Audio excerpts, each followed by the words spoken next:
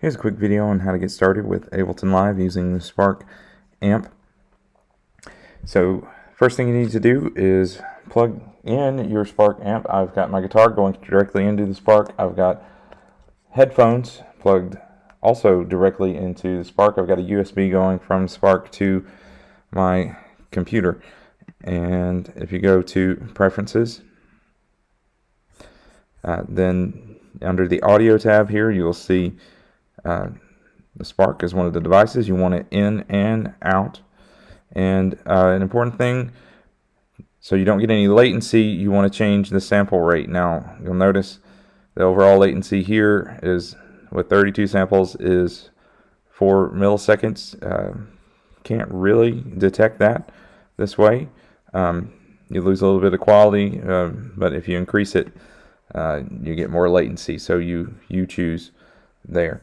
Another thing it's important to note, I've got the output button all the way down on my Spark, and that's so that what's coming through the headphones is only what's coming out of Ableton Live and not coming straight from the amp to my ears.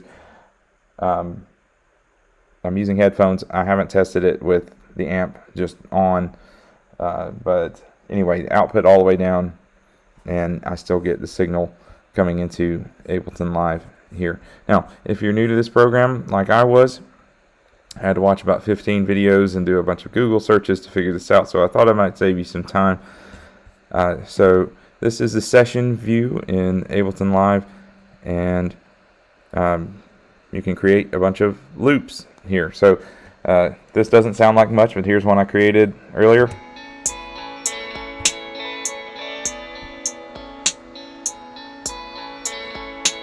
Okay, so the way you get started with this is you want to make sure your input is on 1. That's in this little slot here. You can put your monitor on audio. If you go to line here, that'll let you hear it, but you won't hear the loop. So you need to be on auto, and in order to hear your guitar, you need to hit the track here. And see, if I play something on the guitar, you can see the levels go up there. So this arms your track. Hit the record button there, and it's ready to go. A few things. I've got the global count in here. Global quantization is set at 1 bar. What that means is it's going to wait until the downbeat, beat 1, in order to record. And once you hit the record button, it's not going to start recording until beat 1. You want to set your tempo up here. If you want the click track on, you can make this light up yellow. That's going to turn it on. I like to use the count in to get started, just 1 bar. And then these little buttons, these are slots, and if you click the circle, then that's going to record in that particular slot. Now, like I said, it's only going to wait till beat 1. To stop recording and to loop it, you hit record again. Now, if you're playing guitar, that's kind of hard to do on just your computer, so you need some kind of foot switch. You can use a MIDI keyboard with a sustain pedal and look up how to map that and make it work. You can also, it's a little bit easier when you're playing guitar to hit your keyboard than it is to hit the mouse.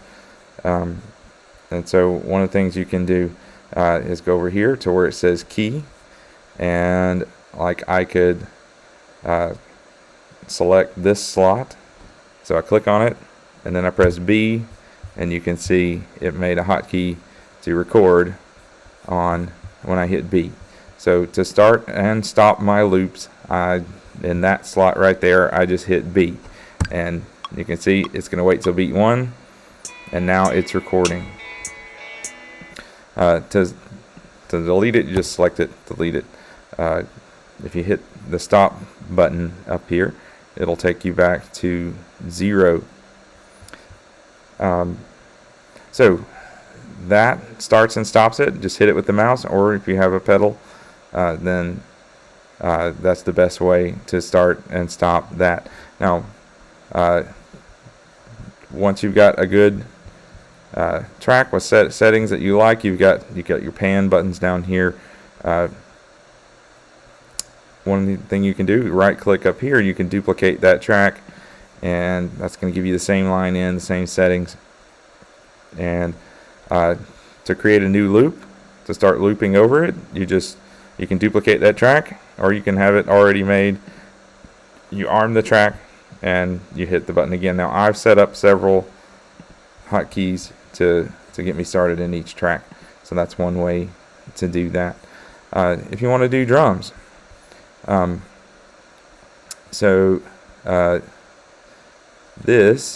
see. Alright, you've got an empty slot here. If you click on drums and drag one of these sounds over to this empty spot, it's going to create some drums for you. Now, if you've got a MIDI keyboard, you can use that. This will tell you what each note is on that MIDI keyboard.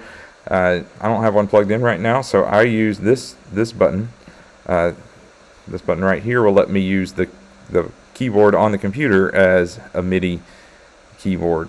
And so you see, if I hit, let's see. Oh, oops, that's not it.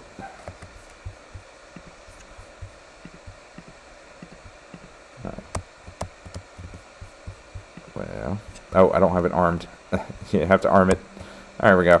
Okay, now you see right down here, I'm hitting the S key, and this is lighting up. Well, that means it needs to be in this square. So you can move these up and down. If you hit Z, it's going to move it down an octave. And now hit Z again, move down another octave.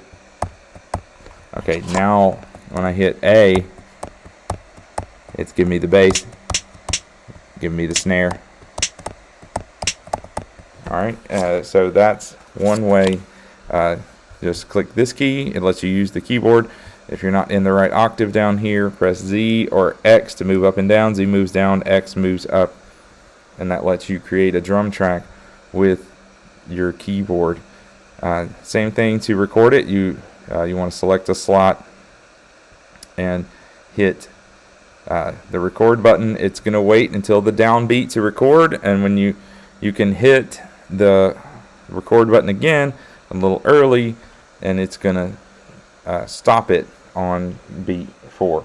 Again, that's hard to do without a foot switch, but it is possible to do that. Apparently you can set fixed lengths for these. Haven't figured out how to do that just yet, but if you're watching this video, you probably are brand new like me. Maybe you'll know how to do that, or you can look up another video on that. So that's getting started with Spark. I've heard some people complain that it doesn't have an effects loop or whatever, so you can't you use a looper pedal, but you're going to get the same sounds from the amp that you're playing. You can't change effects in the middle of it or whatever. This solves that problem. It lets you